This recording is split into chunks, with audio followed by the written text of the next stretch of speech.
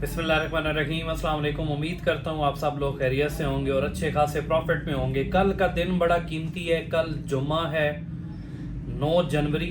कल के दिन में डेटाज काफ़ी अच्छे हाई इम्पैक्ट वाले डेटाज आने हैं। इस स्क्रीन पर मैं आपके साथ शेयर भी कर रहा हूँ और ये आगे फ्यूचर डिसाइड करते हैं। फ्यूचर की डिसीजन मेकिंग होती है इनकी वजह से।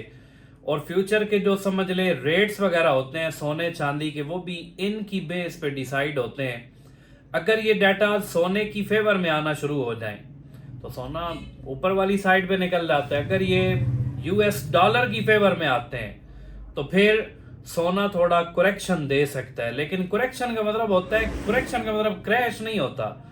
क्रैश ये गिर गई फिर दोबारा उठने के काबिल नहीं होगी। करेक्शन क्या होती है? ये तो एक मार्केट का हुस्न होता है कि कभी रेट ऊपर चले जाना, कभी रेट का नीचे आ जाना। मार्केट इसी तरह से ही चलती है। अगर सिर्फ प्रॉफिट में ही चलता होता तो फिर तो हर बंदा कोई काम भी ना करता, 1% भी काम ना करता, बस जितना पैसा था सोना लेकर बैठ जाता और हर दूसरे दिन उसे कोई ना कोई प्रॉफिट ही होता रहता। तो इससे परेशान ना हुआ करें। इससे हटकर सबसे ज्यादा जो पूछ रहे हैं आप लोग कि चांदी भाई हम ले तो लेते हैं लेकिन इसका वापसी का क्या सीन होता है, वापसी पे कितनी डिडक्शन होती है, सोने पे वापसी पे कितनी डिडक्शन होती है। फिर रेट जब बढ़ रहा होता है, 100 डॉलर बढ़ जाता है, लोकल मार्केट के अंदर रेट क्यों नहीं बढ़ता? जियो पोलिटिकल टेंशंस जो आजकल बनी हुई हैं, इनका आगे सोने और चांदी पे क्या इम्पैक्ट होने जा रहा है, ये सारे जितनी भी बातें इंशाल्लाह आज की वीडियो में सारी एक्सप्लेन करता हूं। तो सबसे पहले आते हैं चांदी पे। चांदी ने अपनी एक मार्केट वैल्यू बना ली है। मार्केट वैल्यू क्या है? पहले चांदी कोई लेता नहीं था, लेकर इन्वेस्टमेंट के लिए तो रखता नहीं था। कुछ शौकीन हजरात थे या कुछ ऐसे लोग जो पहले से इस सोच में, जिन्हें ऑलरेडी ये सारी चीजों का पता था कि चांदी का रेट बढ़ेगा, उन्होंने चांदी स्टॉक की, बहुत सारे लोगों ने, ठीक है। और बड़ी हैवी अमाउंट में चांदी वो कब से 3-4 साल से 5 सालों से स्टॉक करते जा रहे हैं। तब चांदी की इतनी मार्केट वैल्यू नहीं थी। मतलब आप ले लेते, वापस करने जाते तो बहुत ज्यादा डिडक्शन करके आपसे खाले चांदी वापस ली जाती।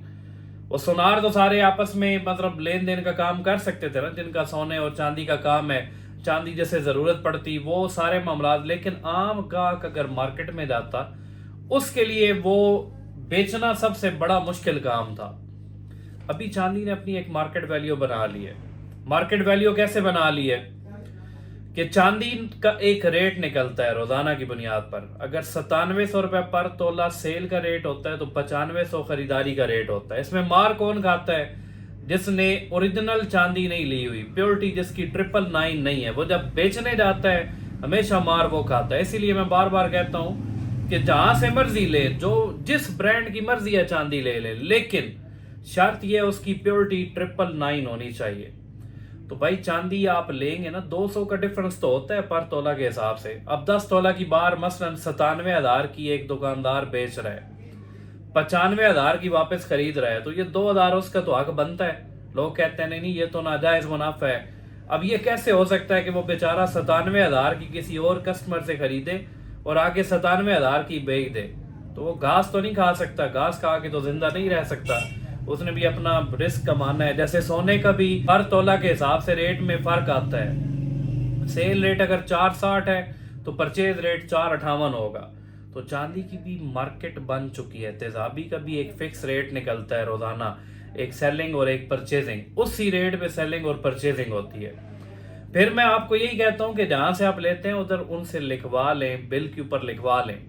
और फ्रॉड सबसे बड़े ये चल रहे हैं कि आप चांदी ले तो आते हैं, वापस करने जाते हैं, वो बंदा जिससे आपने लिया उसने आपको कॉपी दे दी, उसकी प्योरिटी अच्छी नहीं है, वो आपको कहता है कि भाई मेरे पास तो पैसे ही नहीं है। ठीक है, पैसे नहीं है, फिर आप किसी और को दिखाते हैं, वो आगे से कहता है नहीं जी ये इसकी प्योरिटी अच्छी नहीं है।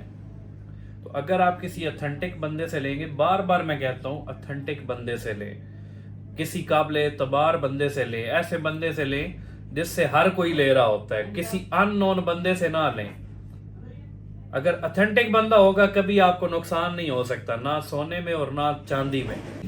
इन दिनों में पूछा जाने वाला सबसे बड़ा सवाल, कमेंट में ढेर लगे हुए हैं इनबॉक्स में बार बार मैसेजेस कर रहे हैं, ग्रुप के अंदर पूछा जाता है कि मार्केट $100-200 ऊपर निकल जाती है, लेकिन रेट उस हिसाब से क्यों नहीं बढ़ रहा।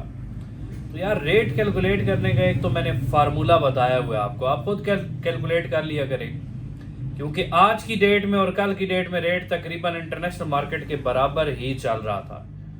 अब आज की डेट में मार्केट गिरी हुई है तकरीबन $50 से $60, लेकिन रेट में सिर्फ ₹800 पर तोला रेट डाउन हुआ है, हालांकि होना ज्यादा चाहिए था।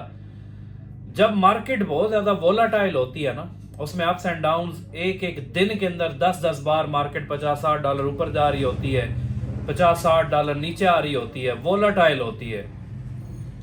उस सिचुएशन में एक रेट ही चल रहा होता है कि भाई बार बार बढ़ाने और कम करने से बेहतर है एक एवरेज बनाकर रेट निकाल दें, ठीक है, वो रेट चलता रहता है। फिर जब मार्केट तेजी से अप जाती है $100 $200, मतलब आज 4430 पे मार्केट है, यहां से अचानक से पंप कर जाए 4500 पे चली जाए, फिर वो अपनी इस स्पेस को बरकरार रखे 4500 से फौरन 4550 पे अगले घंटे डेढ़ के अंदर चली जाए, फिर अगले 2 घंटों में वो 4600 के करीब चली जाए, आपको रेट 4700 का मिलेगा। वो क्यों मिलेगा? एक एडवांस में इम्पैक्ट डाल देते हैं कि इतनी तेजी से मार्केट ऊपर जा रही है, तो यह 4700 को टच कर सकती है, तो रेट ऑलरेडी ओवरकास्ट चला देंगे, क्योंकि हर 2-3 घंटों के बाद मार्केट $20-30-40 ऊपर ही जा रही है, स्टेबल नहीं हो रही, रुक नहीं रही। तो फिर 4600 के करीब मार्केट होगी, हो सकता है रेट 4700 का चलना शुरू हो जाए, क्योंकि जो बंदा बेचने वाला है वो भी एक अनसर्टन हो जाता है कि यार ये मैंने इतने पे खरीदारी की हुई है तो इतना रेट हो जाएगा, अगर मैंने कम पे बेचा तो ऐसा ना हो बाद में मुझे खरीदारी दोबारा ज्यादा रेट पे करनी पड़ जाए, नुकसान ना हो। फिर दूसरी सिचुएशन, जब मार्केट गिरना शुरू होती है लगातार, 4430 पे है, 4400 पे आ गई, फिर फौरन से $30 और गिर गई, फिर फौरन से $50 और गिरकर तकरीबन ये 4320 पे आ गया, तो आपको रेट 4250 वाला मिलना शुरू हो जाएगा, ठीक है। जब स्पीड से मार्केट में अप्स एंड डाउन्स हो रहे होते हैं तो फिर ये मूवमेंट्स थोड़ी ज्यादा हो जाती हैं, इस वजह से रेट बढ़ा, फिर एक जगह पे आकर मार्केट थोड़ा रुकती है, रुकने के बाद हो सकता है 4430 वाला रेट ही आपको 4350 पे मिलना शुरू हो जाए, ठीक है। जब एक जगह पे मार्केट रुक जाती है फिर ये खतरा खत्म हो जाता है कि अब फौरन से डाउन साइड मूव करेगी या फौरन से अप साइड मूव करेगी, फिर थोड़ी मार्केट स्टेबल होती है, फिर इंटरनेशनल वाले रेट निकलना शुरू हो जाते हैं।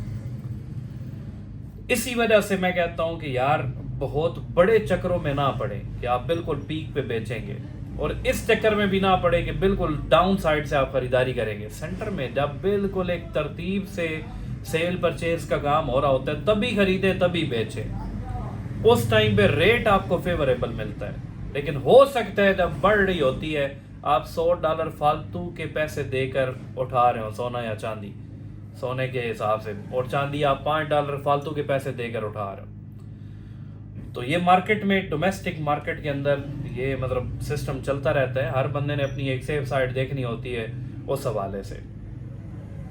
जियो पॉलिटिकल टेंशन के हवाले से कुछ भाइयों ने कमेंट किए हैं कि इन पे भी थोड़ा बता दिया करें। तो पिछली मेरी 3-4 वीडियोस अगर आप देखेंगे तो ये सारे इन्हीं के बारे में ही मैंने वीडियोस बनाई हुई थी।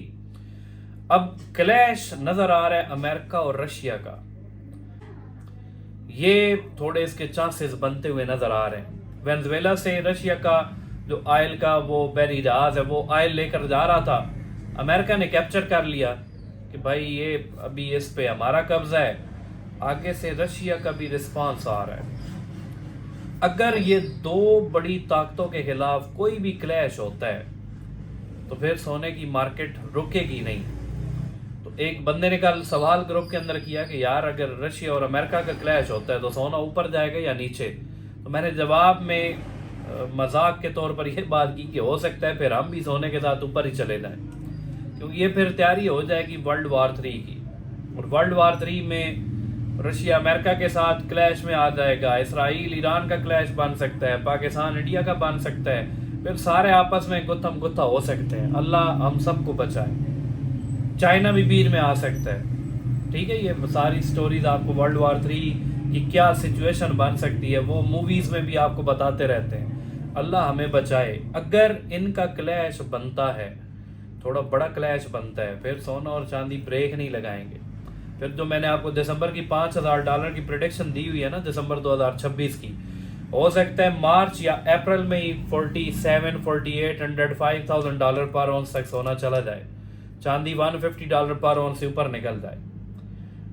अगर इन दो बड़ी ताकतों के दरमियान क्लैश होता है तो ये तो जियोपॉलिटिकल जितनी टेंशन्स बनती हैं, सोना तो फिर आउट ऑफ कंट्रोल होता है। फिर एक रशिया और यूक्रेन की भी जंग चल रही है, काफी अरसे से चल रही है, वो भी रुकने के अंदर नहीं आएगी। रुकने के उसके चांसेस बहुत कम है, क्योंकि रुकवाने की कोशिश ट्रम्प साहब कर रहे थे। अभी वो भी रशिया के साथ थोड़ा अगेंस्ट होकर सामने बयानात बड़े अजीब अजीब से दे रहे हैं, और उनके बयानात भी अजीब होते हैं। शाम को एक बयान दे दिया, सुबह एक नया बयान देकर यू टर्न ले लिया। ठीक है, इसलिए कोई समझ नहीं आती क्या होने जा रहा है। तो अभी सोना जो है, पहले तो होता है ना, जब ये जियो पोलिटिकल टेंशन ना हो, बिल्कुल अमन अमान की सूरत हाल हो, या कहीं दो कंट्रीज के दरमियान कोई छोटा मोटा क्लैश चल रहा है, उस टाइम पे फिर सोना चल रहा होता है डाटास पे। तो अभी अगर मैं कहूँ ना कि मैं एनालिसिस दे रहा हूँ, मैं कल डाटा आने जा रहे हैं, वो सोने की फेवर में होंगे, ये होगा वो होगा, अभी ये सिचुएशन बेस्ड है, क्या सूरत हाल चल रही है। अगर कोई थोड़ा सा अमेरिका और रशिया का थोड़ा सा भी क्लैश बनने के चांसेस नजर आते हैं, या फिर अमेरिका जो ग्रीनलैंड पे कब्जे की तैयारियां कर रहा है, अगर उधर कोई इस तरह का काम होता है, फिर तकरीबन सारे 3-4 ममालिक मिलकर इसके अगेंस्ट आएंगे, तो बड़ी जंग का खतरा लाक हो सकता है।